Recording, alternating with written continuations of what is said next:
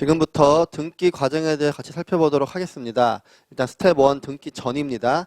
자, 등기 전에 일단 몇 가지 결정을 해야 될 사항들이 있습니다. 살펴보면 상호, 그리고 사업의 목적, 그리고 본점 소재지, 그리고 초기 자본금, 그리고 공과금 납부, 그리고 법인 인감입니다. 자, 공과금 납부는 이제 우리가 자본금에 따라 납부해야 되는 세금을 납부하는 걸 말하고요. 그 다음에 법인 인감 같은 경우에는 우리가 자체적으로 제작을 하거나 아니면 우리 법무사를 통해서 하게 되면 법무사가 보통 제작을 해 옵니다. 자, 근데 일단 뭐 이거 하기 전에 일단 먼저 상호부터 결정을 하셔야 되는데, 자, 상호는 일단 원칙적으로는 자유롭게 정할 수 있으세요. 뭐 내 이름도 좋고 뭐 다 가능하신데, 다만 하나 제약이 있다라고 하면은 그 같은 등기소 관할 구역 내에 동일한 상호가 존재하는 경우에는 사용이 불가합니다. 그 일반 대중들에게 혼돈을 줄 수 있기 때문에 그 사용이 불가하고, 그래서 내가 이거를 지금 상호로 염두에 두고 있는데 이게 사용할 수 있는지 없는지 살펴봐야 될 필요가 있고요. 이거는 어디서 살펴보냐면 우리 인터넷 등기소 주소에 들어가서 검색을 해보시면 됩니다. 자, 그래서 한번 같이 살펴보면, 자, 일단 이게 인터넷 등기소 사이트고요. 메인 첫 화면입니다. 그래서 그 하단에 그 법인 상호 검색을 클릭하시면, 자, 다음 화면 넘어가고 여기서 이제 상호 찾기라고 메뉴가 아예 있어요. 그래서 자, 우리가 일단 그 관할 등기소 선택하세요라는 탭에서 본점 소재지 관할 등기소 선택하시면 됩니다. 자, 우리가 서초동이라고 하면은 서울중앙지방법원 등기국이고요. 그 다음에 이제 검색어 입력하는 칸에 내가 원하는 상호를 입력한 다음에 클릭을 하면 내가 생각하던 상호가 있는지 없는지 검색이 되는데, 뭐 하나 제가 예를 들어서 만들어 본 화면입니다. 자, 일단 주소는 저희가 서초구여서 일단 서울중앙지방법원 등기구 선택을 했고요. 그 다음에 검색어로는 제가 그냥 생각나는 대로 뭐 넥스트라는 검색을 입력해서 검색을 해서 조회를 한 화면인데, 보시면 자, 뭐 게임 넥스트 웍, 뭐 경우더 넥스트 팜 코리아 이런 식으로 넥스트란 이름이 들어가는 상호가 쭉 나와요. 그래서 완벽하게 동일하지만 않으면 일단은 가능하니까 이거는 상호를 결정하시면 되고, 보통 저희가 미팅을 할 때 법무사가 미팅을 하던 제가 처음 미팅을 하던 저희 어드바이저 그룹에서 미팅을 하는 경우에도 일단 상호를 딱 하나만 하라고 말씀드리진 않고 한 두세 개 정도 더 여유 있게 생각해 달라고 대표님들께 안내를 드립니다.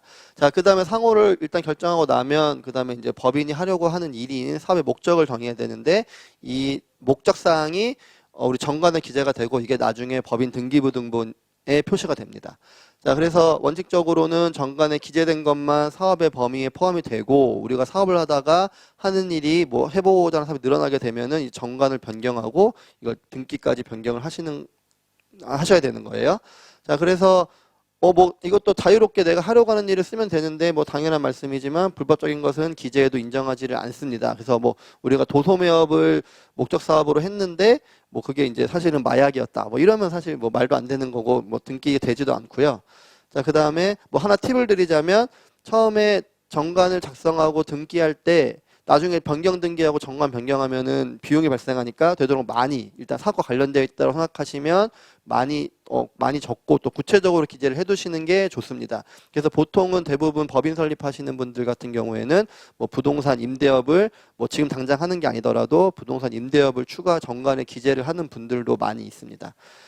그래서 앞으로 하려고 하는 범위까지도 기재를 해두시고, 이게 뭐 사실은 불법적인 것만 아니면 무방하니까 이렇게 사업 목적을 정해 주시면 됩니다. 그래서 뭐 내가 하려고 하는 일이 정확히 어떻게 분류되는지를 알아보는 방법은 그 통계청 사이트에 접속하셔가지고 한국표준산업 분류표를 찾아보시면 되고, 또 국세청에서도 뭐 경비율이나 이런 것들을 구분하기 위해서 업종별 코드가 있으니까 그거 살펴보시면 되고, 법인 설립할 때 저희 어드바이저 그룹과 함께 하시면 이런 부분도 제가 같이 체크를 해서 안내를 도와드리고 있습니다. 그리고 또 이게 하나 또 중요한 게, 나중에 법인세 감면이라든지 그다음에 정부 지원금 받을 때 이제 뭐 정부 지원금도 다 목적 있게 지원을 하는 거니까 이게 내가 지원하려는 사업과 사업인지를 판단하는 근거가 이제 여기 보면 목적 사항이나 그 정관에 기재된 내용들을 토대로 살펴보고, 또 사업자 등록증상에 구분된 그 업종 코드도 구분을 하니까 이거는 어떻게 보면 아주 중요한 사항일 수도 있어요.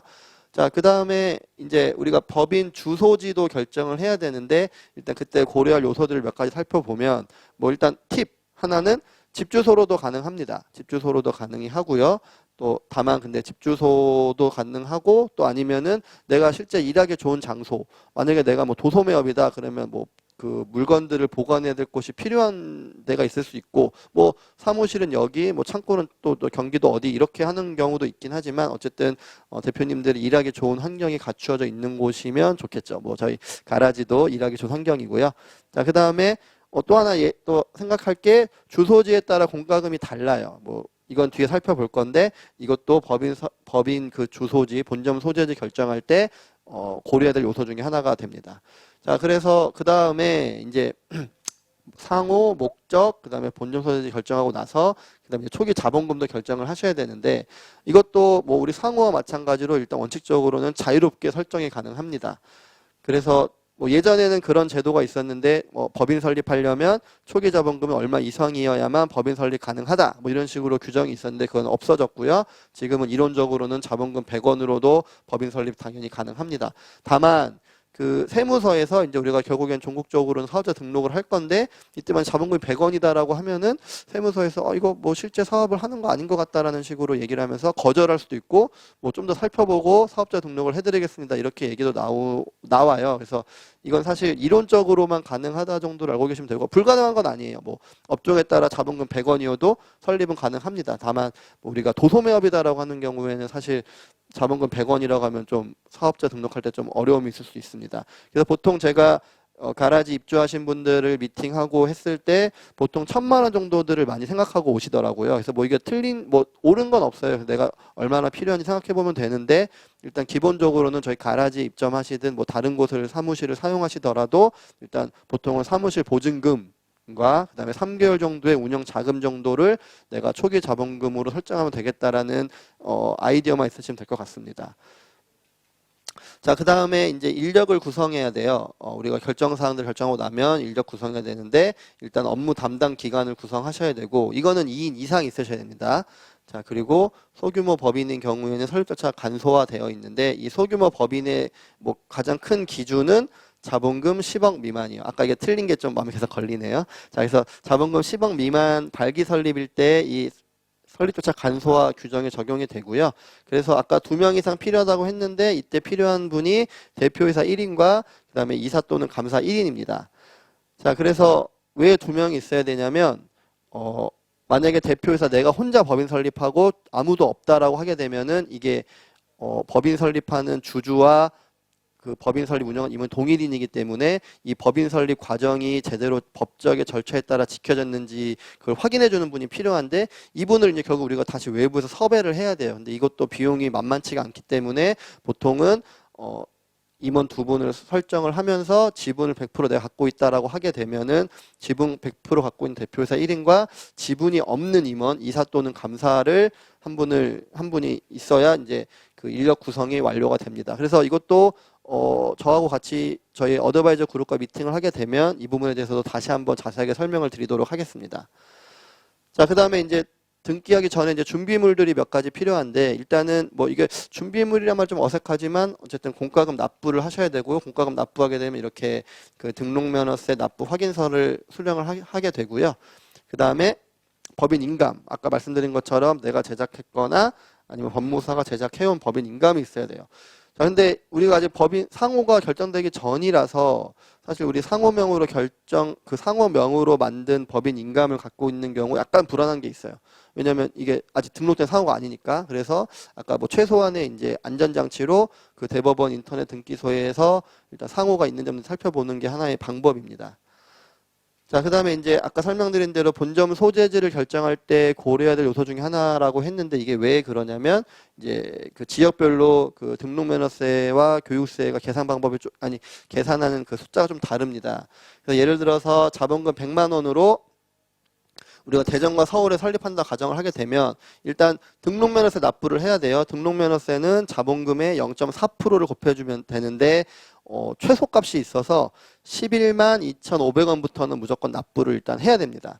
자, 그래서 대전 같은 경우에 서울 같은 경우 살펴보면 대전 같은 경우에 100만 원이고 0.4%면 4천 원인데 최소값에 걸리기 때문에 우리가 등록면허세로 대전 같은 경우에는 11만 2,500원 납부를 하셔야 되고 서울 같은 경우에는 수도권 과밀 억제권역 내이기 때문에 중과세로 3배를 더 내야 돼요. 그래서 서울 같은 경우에 3배인 33만 7,500원을 등록면허세로 납부를 하셔야 되고 그 다음에 교육세는 등록면허세 20%인데 대전 같은 경우엔 11만 2,500원에 20%인 2만 2,500원, 서울은 이 33만 7,500원에 20%인 6만 7,500원이 계산이 돼서 합계 대전 같은 경우에는 13만 5천 원, 그리고 서울 같은 경우에는 40만 5천 원을 공과금을 우리가 납부를 해야 되는 거를 알고 계시면 되고 당연하지만 자본금이 늘어나면 이 금액도 늘어난다는 점도 일단 알고 계시면 될 것 같습니다.